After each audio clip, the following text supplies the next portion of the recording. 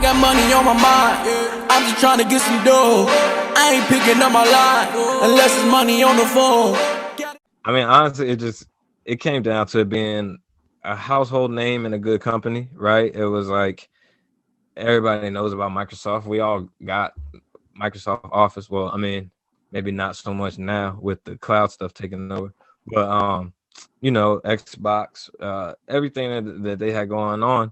And then when I looked at the chart, it was just always going up. So I was just like, seems like a safe company to get into. And uh I had some insight into some of their product line and different things like that. So it felt like a good investment. So yeah, I think I want to say my first purchase was like around $1,000. I bought 10 shares, and that was when Microsoft was like 90 per share. And okay, so it's two things I want to touch on that now. Yeah. And the reason why I first asked that question is because I didn't know if you used your accounting skills to use like fundamental analysis to maybe break down their balance sheet.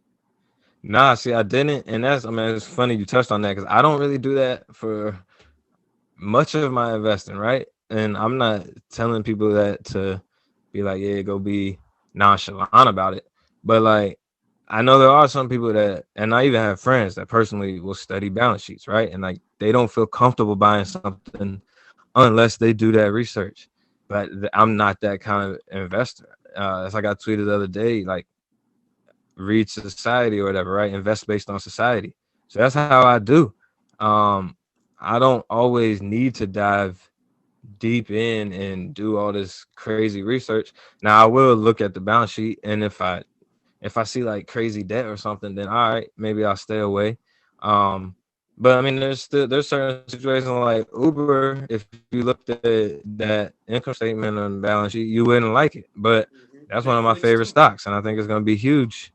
Yeah, exactly. So it's just like I'm not to that point. I think there might be one day where, I'm a multimillionaire and it will pay off for me to do crazy due diligence on something where I can put all my money on it and then buku dollars, right? But like right now, I'm also just play society and play household names. Like people will DM me like some obscure company that I've never heard of, and I'll just mess them like I've never heard of them. I don't really know what to tell you about them. Like I can do the same research on them that you can, straight up. Now obviously I'm an accountant. I'll be able to read things a little different, but yeah. I mean, I don't know. I'm not trying to tell people, be stupid about it, but I'm more so like I said, Microsoft was more of a household name. I knew it. I knew people that used it. The brand's top notch. Bill Gates, like I tell people, you buy stock for one reason, you want it to go up. There's 1,000 reasons why it could go up. You just need one of them to be right. And if it's branding, like maybe you think a company has the best branding, right? And everybody keeps talking about this company. Like something that clicked for me with Uber was when I left the airport and they changed the whole like departure lane for Uber and Lyft. And then I was just like, boom, all right, like clearly they're here to stay. Like clearly this disruption is real. And then from then on, I've been investing in Uber, and that was at like $20 per share. And here we are at 50. So you know what I mean? Yeah, I'm not knocking any utility to doing super deep research, but I'm more so I've found a strategy that works for me and I stick with it. Yeah, I think that's cool though. Yeah. I like how you do it, like just kind of common sense based. Like, okay, cool. I came out of the airport and I'm starting to notice that like they completely changed this up. Like it's no longer taxis out here, and they changed up the lanes to include Ubers and Lyfts. Like they get more priority than other people. All right, cool. Maybe that's something that I should invest in because it looks like they're on. You know what I'm saying? Starting to be integrated into society. Like I really like that being a crucial point of how you're looking at it for the investing. Like how are they getting integrated? Right. Yeah. Another part I wanted to hit on with your investment, you kind of talked about it whenever you said, whenever you put that $1,000 in, it came out to 10 shares. I remember you had tweeted something maybe like 2 months ago, but it stuck with me, bro. You was like, I don't buy unless I can buy 5, 10, or like 100 shares, 50 or 100 shares. He was like, I'm not doing that 1 or 2 shares no more. And I was like, bro, that's so smart though, because now you know for sure, hey, I'm getting this set amount, and I'm gonna at least save up so I can purchase this amount or whatever. Right. And I was just like, man, that's really a smart way to look at that. And I mean, that's what I tell people, because like a homie literally 2-3 weeks ago showed me his portfolio, and I'm scrolling down for like 10 seconds because he just got 1 and 2 shares of 50 companies. A whole bunch of. Yeah, and the problem with that is you don't let your winners win, right? Because like 10 of those 50 probably been pumping, but he only got 2 shares of them, so like it ain't really doing them nothing. Now, I mean, he's up over time, like he's definitely making money, but yeah, you don't want to over diversify to the point where you're just buying little 1s and 2s, and to the point where you're just buying everything off of any tip, right? I was doing that when I first started. If I seen a tip that looked promising, I would buy it. And then 3 months later, I'm looking at a ticker like, I don't even know what this company is. Like, how did it get here? And this was early on I'm talking about. So that was a moment where it clicked for me, like, all right, I can't do that, obviously. Like, I at least got to know who the hell I'm investing in. So that was a big moment where I was like, all right, I think that moment told me I need to have a strategy, right? Like before that, I didn't know I needed to have a strategy. I thought I could just go load up on, just buy everything, whatever, it doesn't matter. But that moment started to let me know, like, all right, a strategy would probably be better than looking at a portfolio, even wondering, what this company is. But yeah, definitely buy it in the 5s, 10s, 15s. What you can afford, buy it as much as you can in those increments, man. And I tell people too, if you can only afford 1, then all right, buy that 1, but you're buying it with full intentions of getting another one next time, so that you'll get to that 5 mark. And then, all right, you got that. Now maybe you can go get another one, or now maybe the goal is to get that to 10. You know what I'm saying?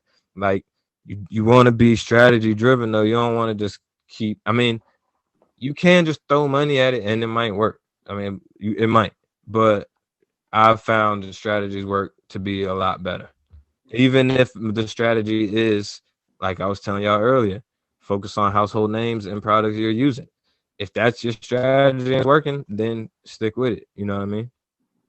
That's powerful, bro. And the last thing on this investing topic really is like you said, that investing in society, and that's going to take us to our segue into Bitcoin. But just investing into society is so integral, and I kind of want to talk about that right now with the changing of the presidencies. Right now, people should be reallocating their portfolios and understanding what's going on and what's about to happen in society. I think it may have been you tweeted this yesterday. I don't know if it was you or Bees, but one of y'all was like, the clean energy and such has been helping me out. Oh yeah, that was me. Yeah, and I was like, that's another smart tip, is that's how you play the game though, because we know one of Joe Biden's biggest points is the Green New Deal. So guess what's about to start getting a lot of money allocation and a lot of these tax breaks, clean energy. Exactly. It's a society thing, man. And it was like an easy play. Every time he talked about green energy. I mean, the second I saw that he was going to win, I said, all right, we going with clean energy. And this, man, the iClean ETF, bro, is like up 40-50% in the past month or so since I got in. So it was like, other people had that same philosophy, but that is what being a good investor is beating them to the punch. You know what I mean? Getting in there before everybody else does. So, and I'm riding it for his whole presidency. I mean, I'm riding it for this next decade. I honestly think the clean energy stuff will be, will be huge growth in this next decade. Plus, I mean, moving forward, obviously, the more we need the clean energy type of deal. We need it. It's going to be huge. And I think a lot of people, they're just like, oh no, these all titans and this, like the old fossil fuels, they're thinking that, oh, the money's too big for it to grow. But what they're not realizing is that if we keep going the same way we're going, ain't nobody gonna be fucking investing. We're gonna be dead because our planet is gonna be fucked up. Like, yo, the earth don't need us. The earth does not need us. Like, the earth is better off without us, man. We out here killing the joint. So yeah, I mean, we got to do something. And I mean, now that, you know, I don't have hatred for Trump like a lot of people do, but he's a dumbass, right? Like, I can say that. So now that the dumbass is out, hopefully we do start moving towards the clean energy we need. And I know that's ironic being a Bitcoin fan because it uses so much energy. I don't really have the best answer for that part. I just think that it's gonna, even for that, we need more clean energy, right? Like if our money is gonna be reliant on electricity, and we're gonna have to figure out, you know, a better way to produce electricity. And our money is gonna be relying upon electricity, whether it's Bitcoin or not. Straight up, Cash Apps and the Squares and the PayPals. Yeah, that's what I'm saying. That is, we're moving to cashless. There ain't no coin shortage. They don't want to make them no more. They see where we're going, you know what I mean? So there's no point in making those coins when now the average currency spent is a $20 bill. So what do you need to make pennies for? So, and then and we moving towards the whole cashless. I tweeted this not too long ago. If you look at the bank stocks, and was it just the bank? Yeah, but you can look at the bank stocks and the bank ETFs, right, over the past couple of years, down. You know what I'm saying? Ugly charts. Look at Square, look at PayPal, look at Bitcoin, look at iPay, right? Look at all of them. They pumping. So that's telling you where we're going. And is you can either ignore that or you can just get with it. And I'm with it, straight up. I'm with it too, my brother. And like this whole just like future of like society and everything. The reason why it's really been like ingrained in my brain is I just read this book on like Jeff Bezos. It's called Invent and Wander, but he's just talking about like a lot of the things that Amazon has done. The whole first part of the book is just like him and all of his letters to his shareholders, and it was crazy. But then the second part was like some of the future and some of the things with him and Blue Origin, his space company and shit like that. I'm just like, bro, like society is really about to look crazy. Like whenever I say crazy, I'm thinking crazy in a good way. I think I know. I think that we're about to really just like take off. Like we were once in like the industrial age and all of that. Like right. The technology age though, he said a really important part in that book. He was like, all of the people that was here before, like the Galileos, the Einsteins, all of these people, they were killed to live in this age right now because of the way that information is moving and the way that we are moving as a society. I had to really take a step back, and I was just like, damn, bro, like this is like some really powerful statements of just like how society is advancing right now. Yeah, I mean, and I agree with that. I mean, because it's the internet. I mean, bottom line, right? Like we've never been able to share info like this. We've never been able to expose the systems like we can now. And I think that's an element of what he might have been touching on, where they would want to live in this time now, because back in the day, you know, if you had a progressive thought, you were shut down. Mm-hmm. It was like, nah, you going against the grain. You got to get out of here. So like, you know, the most brilliant people was looked at, it was outcasted in different situations.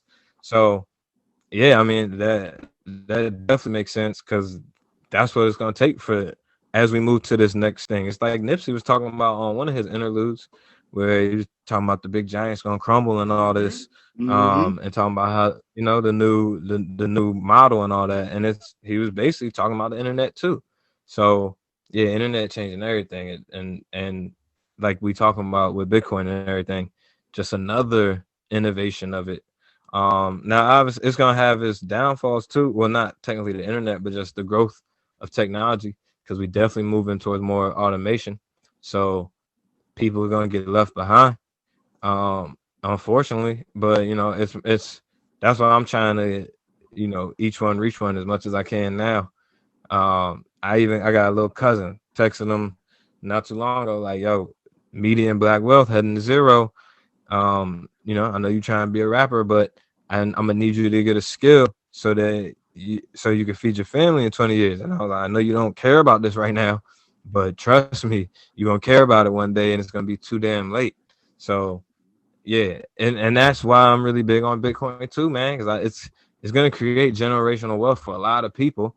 And if you look at the country, who doesn't have generational wealth is black folk. So that's what I'm saying. And it's like, this is the time to get it, but we falling behind in crypto now because it's all white people dominating it, and only the computer geeks understand it. So they're the only ones buying it. And you know what I mean? It's obviously expanding now and got a lot more mainstream now. But yeah, I mean, we falling behind on that. We have a golden opportunity to build serious wealth off of this. And yeah, it's a big risk. You know what I'm saying? Yeah, it's gonna take a community collective chance. But look at where we at now, man. 40,000. You know what I'm saying? Like, and this is So yeah, it's like what Bitcoin Zay or whatever talk about. What even he got the book and everything. Like, yeah, the black wealth can benefit greatly from getting into Bitcoin, and it's not only just your net worth increasing. Like, my macroeconomic education came from Bitcoin. I took macroeconomics at Virginia Tech, but I learned way more about the real world macroeconomics from my involvement with Bitcoin and stocks and such, obviously. But Bitcoin definitely just changed my perspective on everything. It got me researching things that I was never researching. And I think we need to get in it. It's like digital real estate.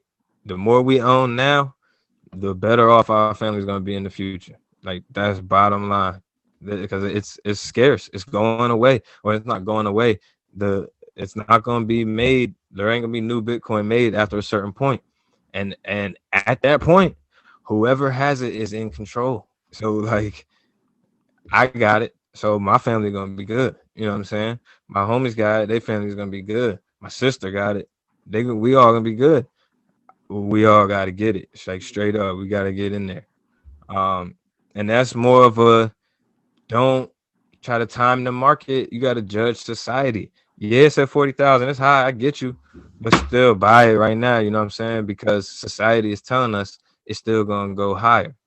And yeah, it could go lower, and we would probably get into the whole Bitcoin thing. So you gotta be smart with it, obviously. But yeah, I mean, smart buys of Bitcoin, dollar cost averaging of Bitcoin is crucial, especially for those lacking generational wealth. You can't let the ones that have generational wealth get it compounded by the new generational wealth invention. You know what I'm saying? I got money on my mind. I'm just trying to get some dough.